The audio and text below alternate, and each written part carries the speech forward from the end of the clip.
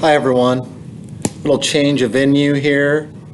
Hoping I can kind of take advantage of a little bit more board space. Sometimes I'm having to erase things and do some crazy things.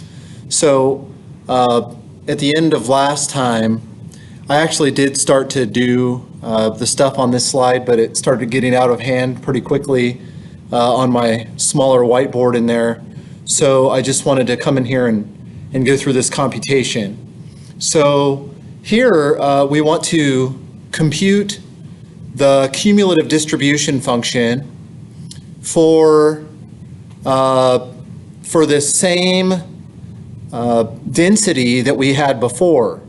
Remember, we sketched the thing, and we want to compute the cumulative distribution function for this. Okay, so let's go ahead and try to pull that off. Here I'm going to expand the this thing just so you can see a little bit better. Remember, 0 to 5, 5 to 10. Okay, there is the density right there. Okay.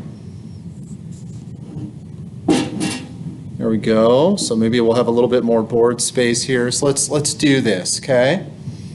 All right. So f of x is equal to the probability that x is equal to or less than x. Okay. Which is going to be the integral from negative infinity up to x of little f of y dy. Okay? That's just the definition of the CDF, yeah? So in this particular case, we have a density. We know what the graph of this thing looks like. Okay, and so really it's going to depend on whether x happens to be between 0 and 5 or between 5 and 10. Okay, so we're going to have to think about that together a little bit. First of all, we know what the graph of this thing looks like. Remember? Looks like this.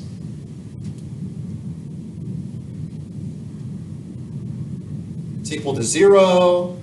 It goes up to a fifth once you get to 5.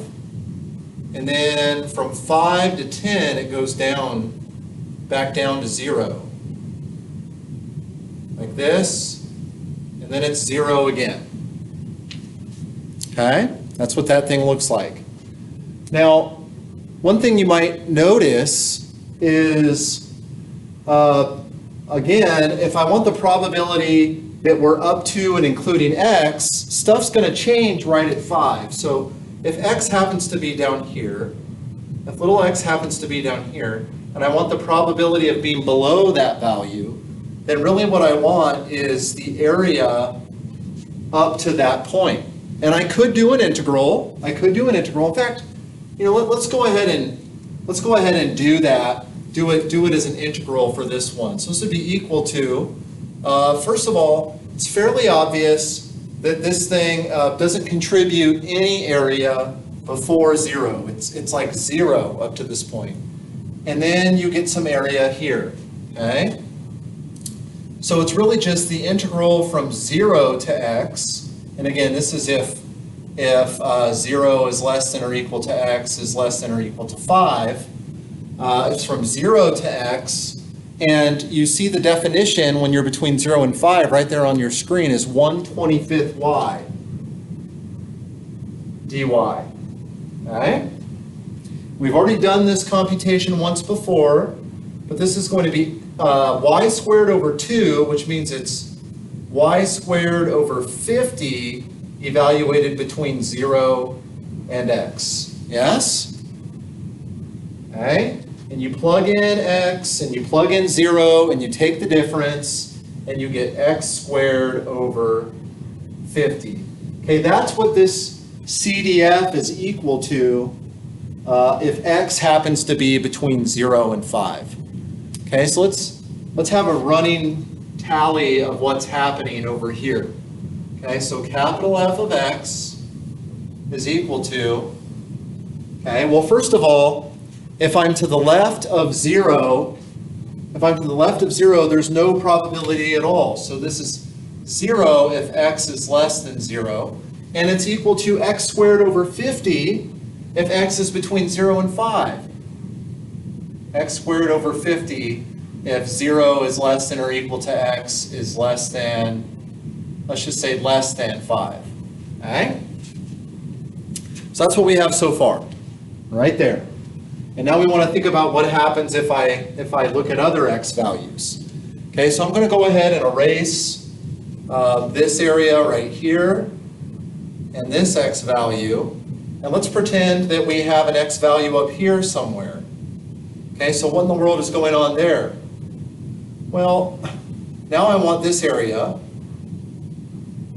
okay, all the way up to there.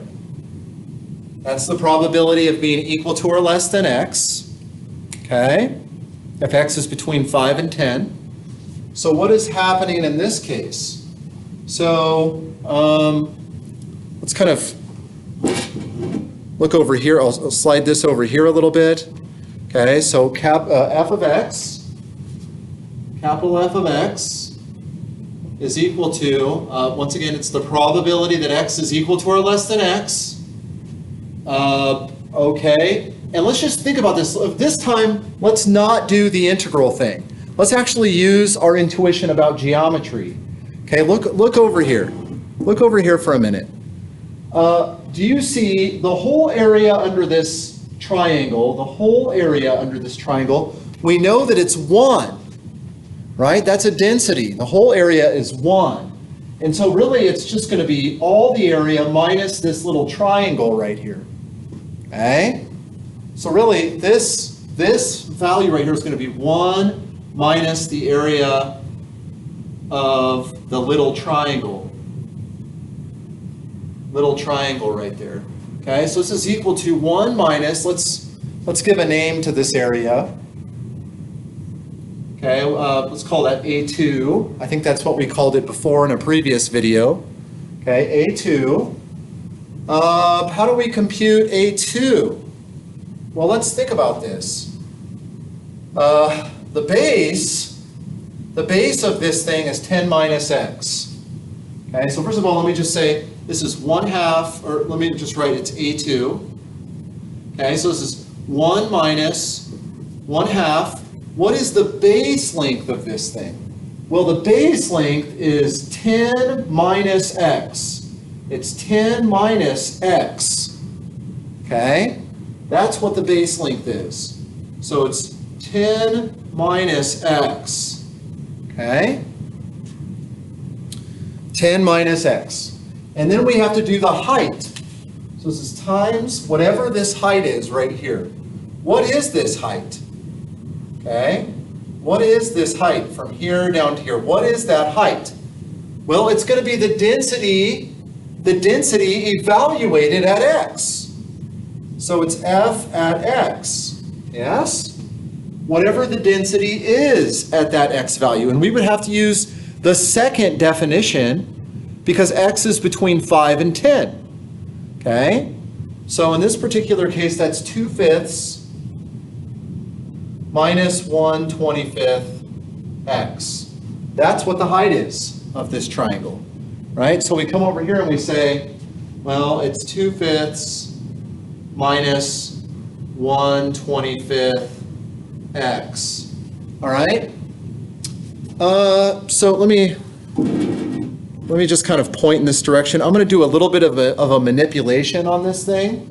Let's do some algebra to kind of clean this up. So this is equal to 1 minus 1/2. Let's multiply this out. 10 times 2/5. 10 times 2/5. 10 over 5 is 2. So that's like 4 minus 2/5 x. If I do the middle guys. Minus, okay. Oops. This should be an x like this. I'm sorry. Okay. Minus 10 over 25, which is 2/5 again, x. Okay. Plus 1/25 x squared. Close parentheses. Okay.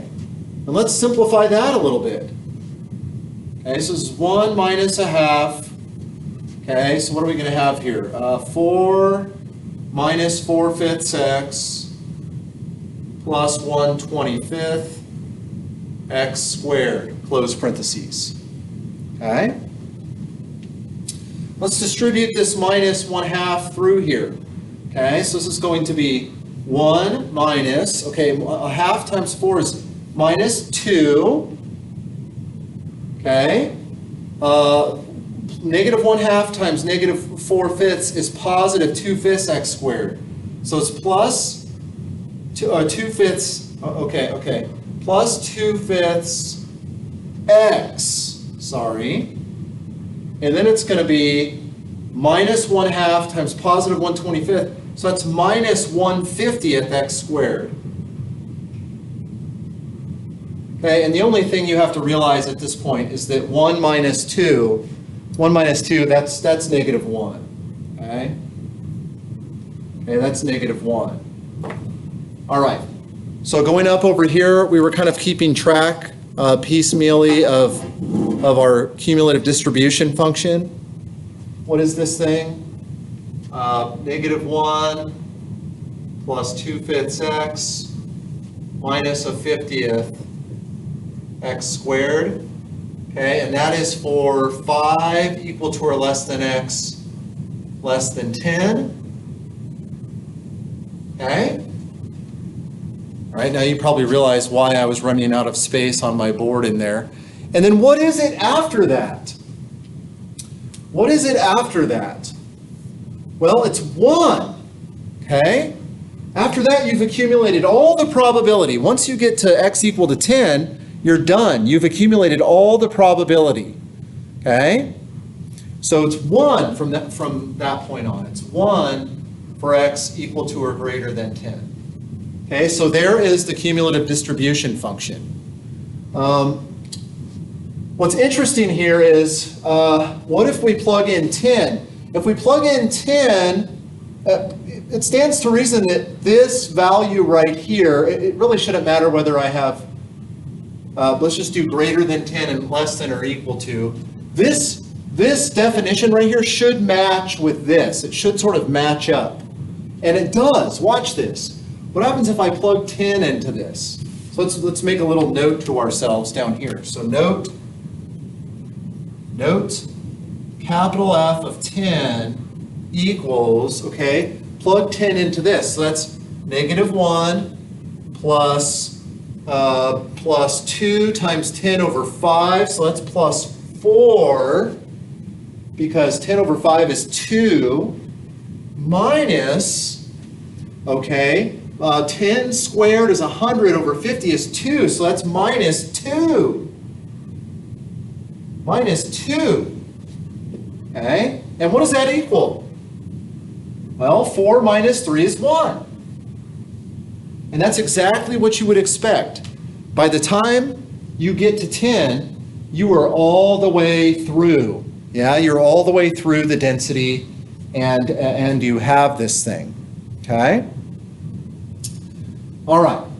So I'm going to go ahead and stop this right here. I'll actually sketch the CDF briefly in the next video, and we'll call that a day for today. But I just wanted to work through that example really, really carefully. We have the CDF completely determined right up here, which is a nice thing. So that means we're going to be able to sketch some things. Hopefully this stuff makes sense. We did part of it using integration. We did part of it using geometry, which is a good thing. But and it made sense at the end point right here. But here is our CDF right here. And next time we'll sketch the thing and we'll talk a little bit more about CDFs. But that's all for now.